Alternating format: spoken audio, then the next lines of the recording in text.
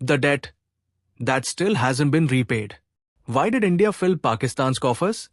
Imagine a neighbor who now doubts your every move, conspires to harm you, and never misses a chance to wound you again and again. Once stood at your doorstep like a newborn country. It had no resources, no experience, no infrastructure, and no solid foundation to run its economy. And at that time, you opened your heart and placed into its hands a share of your money, land, water, and even part of your army. This is not just a story, but a true page from our history, one that makes you feel both pride and regret at the same time. Pride because we upheld our humanitarian values, and regret because our generosity turned not into gratitude, but into enmity. Today, we will explore this topic in depth. But before that, if you're new to our channel, don't forget to subscribe so you receive all our latest video updates first. So, without any delay, let's begin today's discussion. The year 1960, the end of British rule was near. The entire subcontinent was in turmoil. People were both eager and fearful about what tomorrow would bring. On one side, India was ready to be drenched in the colors of independence, while on the other, the sword of partition was preparing to separate brother from brother and soil from soil. But this was not just the story of a line drawn on a map. It was the story of dividing a legacy built over centuries of toil, blood, and sweat. From railway tracks to flowing rivers, from government offices to military arsenals, every single thing had to be split into two parts. To carry out this difficult task, the British formed the Partition Council. This was not just a committee. It was the very table where the fate of both countries was being written. Around it, representatives of India and Pakistan would sit, debate, argue, negotiate, and finally account for each asset. Here, it would be decided how much land each country would get, which weapons would go to whom, which railway engines would run on whose tracks, and even how much water each country would receive. The first matter discussed was money. It was decided that Pakistan would receive 75 crore from the financial assets of British India. At that time, this sum was equivalent to billions of rupees today. India immediately paid 20 crore so that the new country could set up its administration and basic infrastructure. The remaining 55 crore was to be paid later. But fate seemed to play a cruel joke. During this time, between 1947 and 1948, Pakistan attacked Kashmir. Anger erupted in India. Voices rose both in parliament and on the streets. Why should we pay money to a country that is firing bullets at us? The atmosphere grew so heated that the demand to stop this payment began to gather force. But then, Mahatma Gandhi, standing firm on his unwavering principles, said that the payment should not be stopped. For him, this money was not just a transaction. It was a symbol of hope for cooperation and trust between the two countries. Gandhi believed that if trust was broken at the very start, relations between the two nations would turn poisonous forever.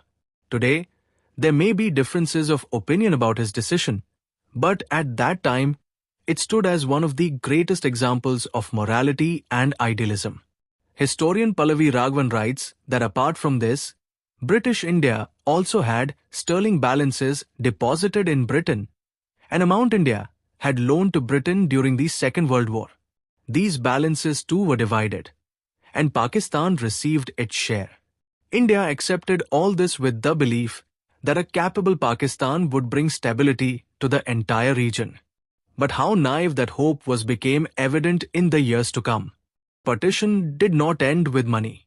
About 45% of the British Indian Army was given to Pakistan.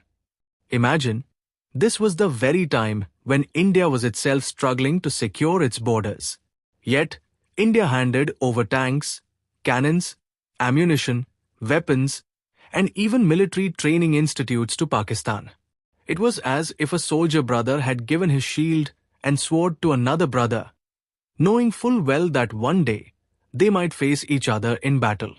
The administrative services were also divided. Officers of the Indian Civil Service were given the choice to remain in India or move to Pakistan. Most experienced officers preferred to stay in India, leaving Pakistan's administration with a shortage of experience.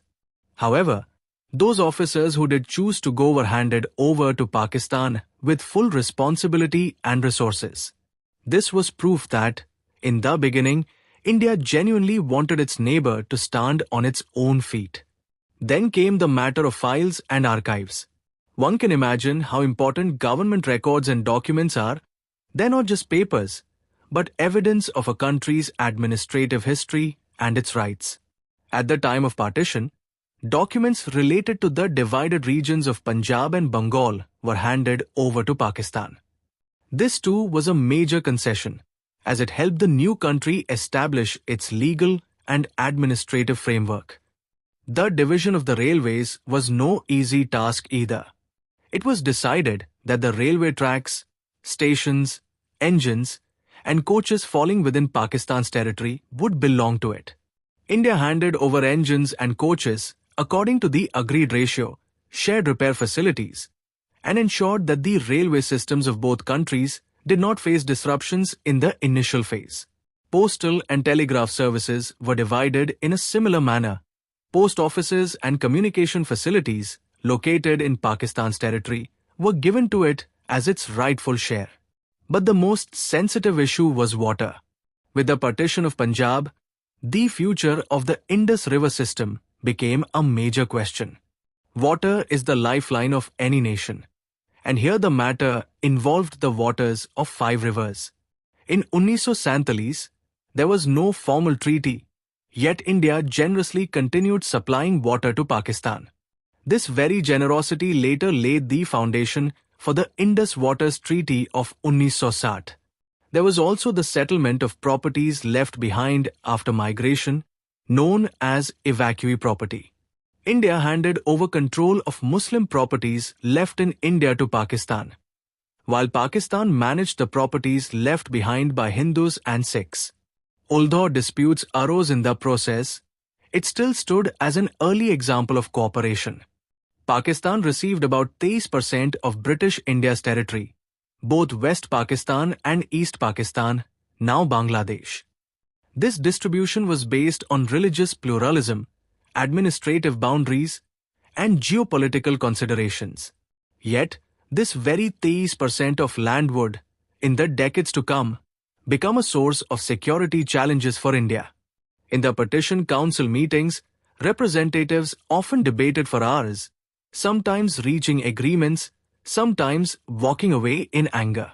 The quality of military equipment, the timing of financial payments, water sharing, the shortage of administrative officers, all became subjects of sharp discussion. But the shadow of the Kashmir dispute weakened these efforts. Today, looking back, it becomes clear that whatever India gave to Pakistan, whether it was money, military assets, water, land, or administrative support, in return, we received hostility and terrorism. This chapter of history is not just a story, but a warning. Generosity only works when the other side respects it. If our video has taught you something new, do not forget to like and share this video so that this information can reach others as well. Your likes and shares are a source of inspiration for us. If you have any questions or suggestions, please let us know in the comments. It will be our honor to answer your questions and listen to suggestions. And yes, if you like our content, subscribe to the channel and press the bell icon so that you stay connected with every new story. Thank you. GRT Business YouTube channel sources, news from various news agencies, opinion polls and other public sources. We try to ensure that every report and summary is accurate and verified, but we are not responsible for any dispute or error.